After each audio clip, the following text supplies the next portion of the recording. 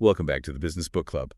Today we are going deep into a book that's, it's really shaped the thinking of millions of people, Yeah, on their path to success, yeah, both personal and professional. for sure, for sure. Think and Grow Rich by Napoleon Hill. Yeah, a title that promises much, and for a lot of people, it delivers even more, I think. It's stood the test of time, and there's a reason for that. Absolutely. And the story of Napoleon Hill himself is pretty remarkable.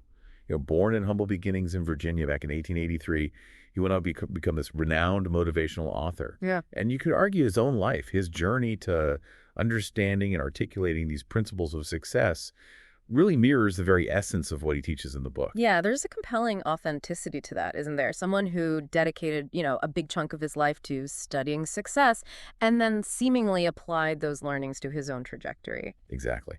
And while Think and Grow Rich was first published, nearly a century ago, its core message about the power of mindset and focused action continues to resonate so deeply with, those striving for achievement in today's world. Now, it is worth noting that some of Hill's assertions have faced scrutiny over the years. Not every claim might stand up to, rigorous scientific testing. Right. That's a really crucial point to keep in mind, I think. We're exploring principles, not necessarily empirically proven Yes. laws, in every single instance. Agreed. However, the enduring power of the book lies in its central theme. This profound impact of our thoughts and beliefs on our ability to achieve our goals. It's about harnessing the potential of our minds to shape our reality. And that's precisely what we aim to unpack for you today. We're not just going to summarize the book. We're going to, kind of delve into its foundational concepts and more importantly, explore how these ideas can offer practical value and inspiration for entrepreneurs like you navigating, the exciting and often challenging landscape of building a business. So let's start at the very beginning with what Hill posits as the bedrock of all accomplishment, a clearly defined and intensely felt desire.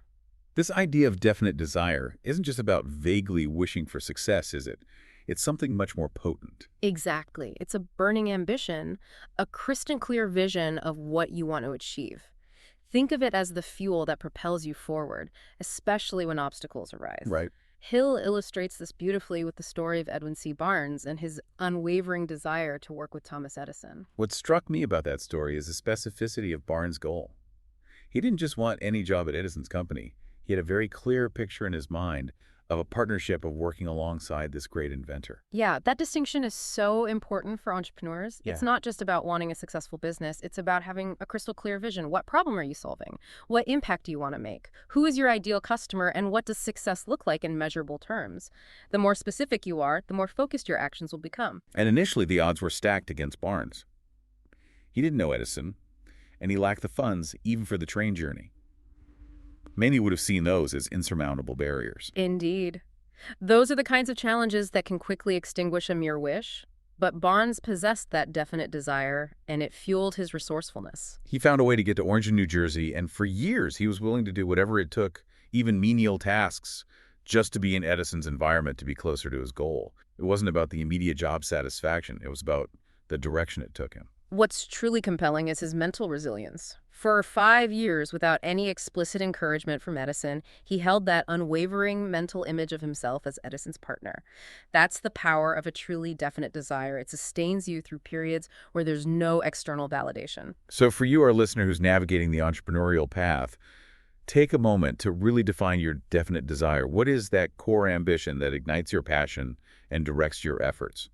What does that ultimate success look and feel like for you? Now, building on that foundational desire, Hill stresses the absolute necessity of persistence, because the road to any significant achievement is rarely smooth. Inevitably, every entrepreneur will face setbacks, moments where it feels tempting to throw in the towel.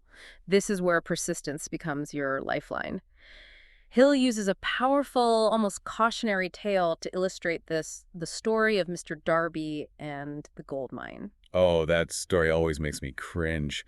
Darby and his uncle actually struck a vein of gold. They had proof they knew they were onto something potentially life-changing. They had that initial taste of success, the tangible evidence that their efforts were yielding results. But then, as often happens in mining and in business, the initial easy wins dried up. Exactly. The veins seemed to disappear. They kept digging, but their enthusiasm waned with each fruitless swing of the pickaxe, and eventually they gave up. They sold their equipment and walked away their dream unfulfilled. Yeah, a scenario many entrepreneurs can probably relate to hitting a wall feeling like the initial promise has vanished. But here's the critical twist. The person who bought their equipment brought in a mining engineer who discovered that the original miners had stopped digging just 3 feet, a mere 3 feet from a massive rich gold vein. Can you imagine that feeling? It's a stark reminder of how close we can be to a breakthrough without even realizing it. Darby later reflected on this experience, recognizing it as a profound lesson in the importance of perseverance. He called it a blessing in disguise. And it's fascinating how Hill then connects this with another seemingly unrelated story about a young girl who tenaciously demanded 50 cents from Darby's uncle for her mother. Yeah, that image of unwavering resolve in the face of authority fueled by a deep necessity really underscores the power of an unyielding will. She wasn't taking no for an answer. Exactly. The uncle, initially dismissive, was met with such fierce, almost primal insistence that he ultimately gave in. That young girl's determination, driven by her mother's need, highlights the sheer force of unwavering desire. And Darby, in his later life, attributed his phenomenal success in the insurance industry, selling over $1 million annually, to the lessons he learned from both his near miss with the gold and the young girl's unwavering persistence. He realized the devastating cost of quitting too soon and the immense power of a burning desire that refuses to be extinguished. So think about a time in your entrepreneurial journey when you face a significant setback. Perhaps a product launch didn't go as planned, or a crucial deal fell through. What did you learn from that experience? Did you push through and find a new path, or did you perhaps stop short of a potential breakthrough? Hmm.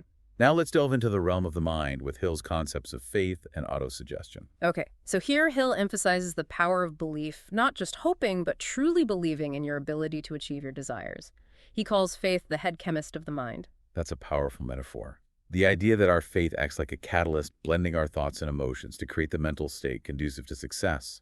It's about having an unwavering conviction in your vision. And how do we cultivate this powerful faith? Hill introduces the technique of autosuggestion, consciously and repeatedly feeding your mind with affirmations and visualizations of your desired outcome. It's like programming your subconscious mind. By consistently focusing on what you want to achieve and believing you can achieve it, you begin to internalize that belief at a very deep level. Think of it like this. If you constantly tell yourself you're going to succeed and vividly imagine that success, you're more likely to take actions that align with that belief and to persevere through challenges. The emotional intensity you attach to these thoughts, things like love and strong desire, amplifies their impact. And Hill shares a very personal story about instilling faith in his son who was born with a hearing impairment. Instead of focusing on the limitation, Hill consciously worked to build his son's belief in his potential. This is a really compelling example of the power of a father's unwavering faith influencing his child's self-perception and ultimately his reality. Hill didn't deny the challenge, but he actively reframed it for his son. He convinced his son that his deafness could even be an advantage, suggesting that people would be kinder and more supportive. And remarkably, this deep-seated belief fueled the son's ingenuity, leading him to eventually invent a device to help others with hearing impairments. He turned a perceived weakness into a source of innovation. It underscores the idea that desire fueled by unwavering faith can often find creative solutions where logic alone might see only obstacles. It's about cultivating a mindset of possibility. So for you, our listener, what positive affirmations can you start using today to cultivate that unshakable faith in your entrepreneurial vision? What are the beliefs that will serve as the bedrock of your success? Absolutely. Now let's shift gears and talk about knowledge specifically, Mhm. the distinction Hill draws between general and specialized knowledge. Okay.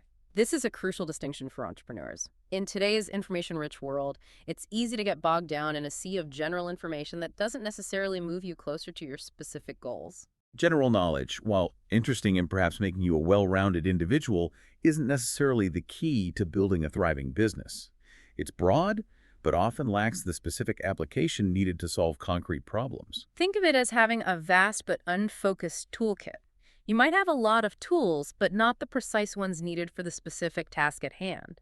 Specialized knowledge, on the other hand, is laser-focused. It's the deep understanding of your industry, your target market, your specific product or service. And Hill uses Henry Ford as a prime example here. Ford wasn't known for being a widely intellectual man, but he possessed a deep understanding of automobile manufacturing and assembly line techniques. More importantly, he knew how to leverage the specialized knowledge of others through his mastermind group.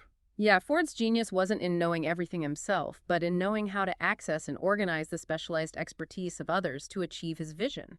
He understood that true education for an entrepreneur isn't about memorizing facts, but about knowing where to find the knowledge you need and how to effectively apply it. Which brings us to the powerful concept of the mastermind, a harmonious alliance of two or more individuals who collaborate and share their specialized knowledge and efforts towards a clearly defined objective.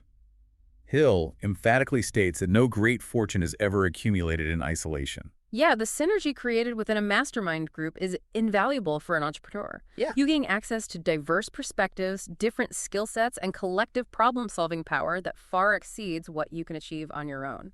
Hill talks about both the economic and even the psychic benefits of a mastermind. Economically, it's about the practical advantages of shared resources, advice, and collaborative strategies.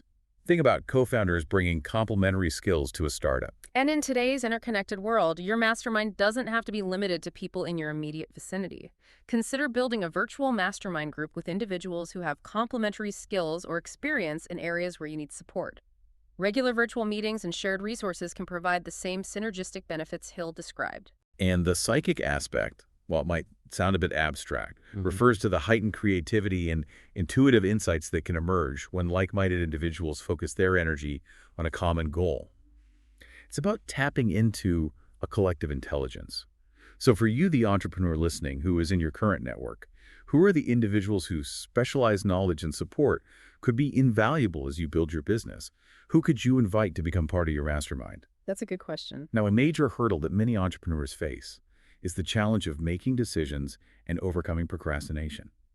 Yeah, Hill identifies a lack of decisiveness as a significant impediment to success. It's the tendency to waver, to postpone action, to avoid committing to a particular course. And procrastination, that universal human tendency to put things off, can be a real dream killer for entrepreneurs. It's the gap between having a great idea and actually taking the steps to bring it to life. Successful individuals like Henry Ford tend to make decisions promptly, and once they've made a decision, they are slow to change it. This isn't about being stubborn, but about having conviction and focus. He offers a powerful historical example, the signing of the Declaration of Independence. 56 individuals made an incredibly bold and potentially fatal decision. They knew the risks, but they acted decisively. That was a moment where the consequences of indecision were far outweighed by the potential rewards of decisive action. It underscores the courage that sometimes is required to commit to a chosen path. And there's the story of Samuel Adams locking the doors during a crucial meeting until a decision was reached. That's a rather dramatic illustration of the importance of forcing a decision when necessary. It highlights the need for leadership to sometimes push through hesitation and guide a group towards a necessary outcome. Hill advises against being overly influenced by the opinions of others when making your own decisions. While seeking counsel is valuable, ultimately you need to trust your own judgment. He also suggests being cautious about sharing your plans too prematurely, as this can sometimes invite unnecessary criticism or even have your ideas stolen. There's wisdom in being selective about who you share your vision with in the early stages. Premature disclosure can sometimes dilute your own conviction. So as an entrepreneur, are you someone who makes decisions with confidence, or do you find yourself procrastinating on key choices? What steps can you take to cultivate a more decisive mindset? For sure. Finally, the principle that ties everything together and is absolutely essential for turning desire into reality: persistence. Persistence is the unwavering commitment to your goals, the refusal to give up despite setbacks, obstacles, and temporary defeats. Hill says there's simply no substitute for it. He defines it as the continuous application of willpower, and he emphasizes that it's a habit that can be cultivated. And as we've discussed, it's fueled by that definite purpose, that burning desire, and the support of your mastermind. Think back to the examples we've discussed. Barnes's years of unwavering effort to partner with Edison, Darby's realization about quitting just short of success. These stories highlight the crucial role of sticking with it. Hill points to titans of industry like Ford, Carnegie, Rockefeller, and Edison, individuals who faced numerous failures and challenges, but whose relentless persistence ultimately led to their monumental achievements. Temporary defeat, Hill argues, is not a sign to quit, but rather a signal to reevaluate your plans and try a different approach. It's about learning from your mistakes and adapting. He mentions James J. Hill's initial struggles to finance his railroad and Henry Ford's early challenges in the automotive industry, both of whom ultimately found new strategies to overcome those hurdles. It's about viewing setbacks as learning opportunities as feedback that helps you refine your path forward. And he shares the inspiring story of Fannie Hurst, a writer who faced numerous rejections on Broadway, but whose unwavering refusal to give up eventually led to her success. The entrepreneurial journey is rarely a straight line. Persistence is the quality that allows you to navigate the inevitable twists and turns and ultimately reach your destination. So as you reflect on your entrepreneurial endeavors, where do you need to cultivate more unwavering persistence? What is that one area where you might be tempted to give up, but now with this understanding, you're ready to commit with renewed determination? That's the crucial question. Because these principles from Think and Grow Rich aren't just interesting ideas to ponder, they are meant to be actively applied in your daily actions. Absolutely.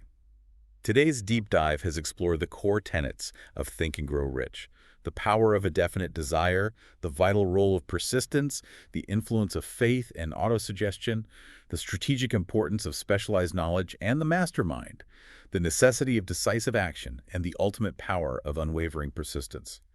These aren't just abstract concepts, they are actionable principles that can guide your entrepreneurial journey. As you move forward, consider how you can more clearly define your desires, strengthen your resilience in the face of challenges, nurture your belief in your vision, build your network of expertise, make confident decisions, and commit to persistent action. We encourage you to take some time after this deep dive to really reflect on how these principles resonate with your own experiences and aspirations. What specific action will you take this week based on what we've discussed? And if you found this exploration valuable and want to continue delving into foundational principles for business and personal growth, we invite you to subscribe to the Business Book Club for more insightful deep dives in the future.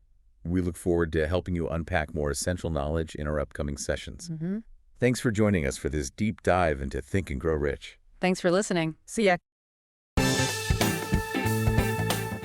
Now, that's a wrap for this episode of the Business Book Club. If you enjoyed the ride, make sure to subscribe so you'll never miss our next deep dive. Got a favorite business book you'd love us to explore? Let us know. We're always up for a good read. And hey, don't keep all these insights to yourself. Share this episode with a fellow book lover or your work buddy who's always looking to level up. Until next time, keep learning, keep growing, and we'll see you in the next episode.